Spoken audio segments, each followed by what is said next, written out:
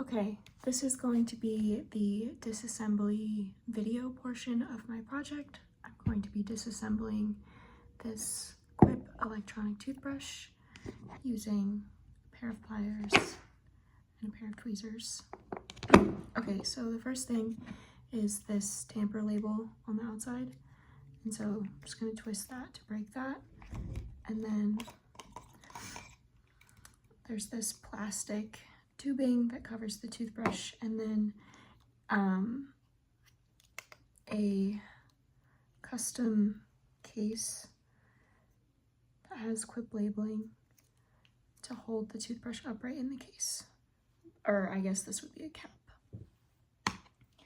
And then the actual toothbrush components itself. So there's this outer plastic casing, and it has this like sticky material on the back because you're supposed to be able to stick it to your mirror or something so that it's easier when you're traveling.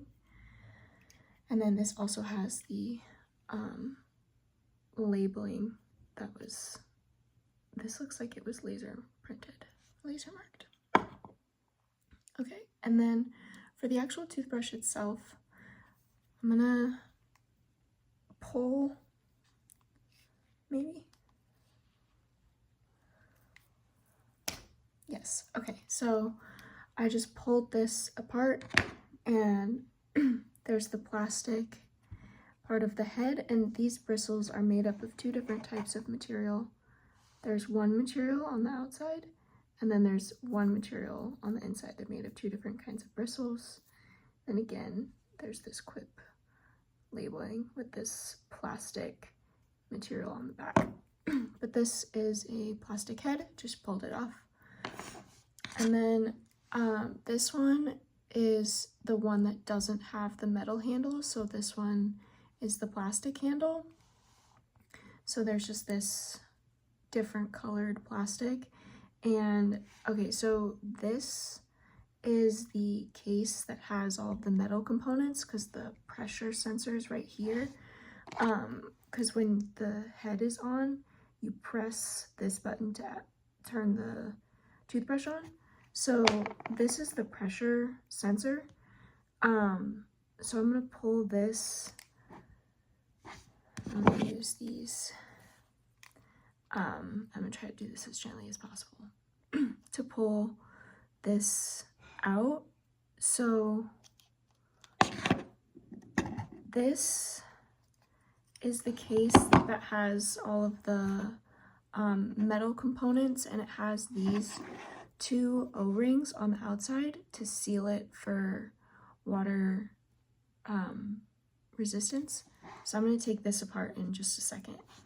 The only remaining portion of this plastic piece is just on the inside. There's the battery. And then just on the inside of the case, there's a little spot to hold the battery in place at the bottom. But that's it for this. This is just a plastic piece. So I'm gonna open this up next.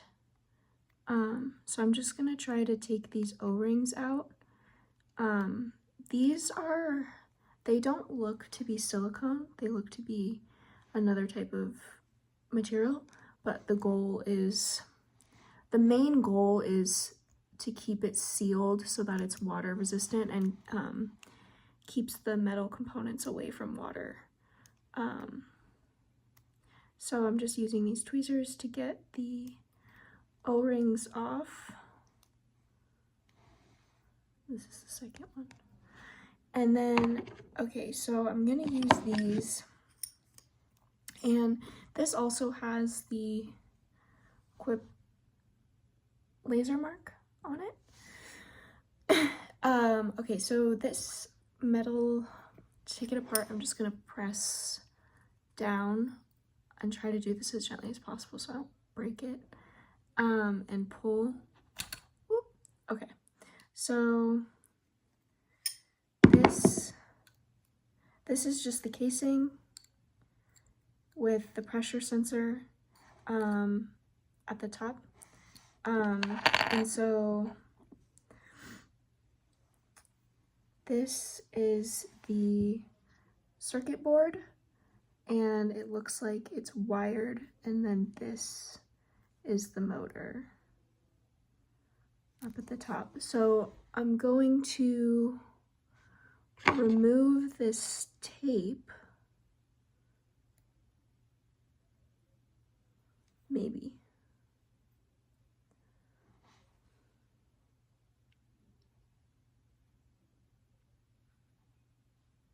So that we can actually see the wiring a little bit better. Don't want to break it.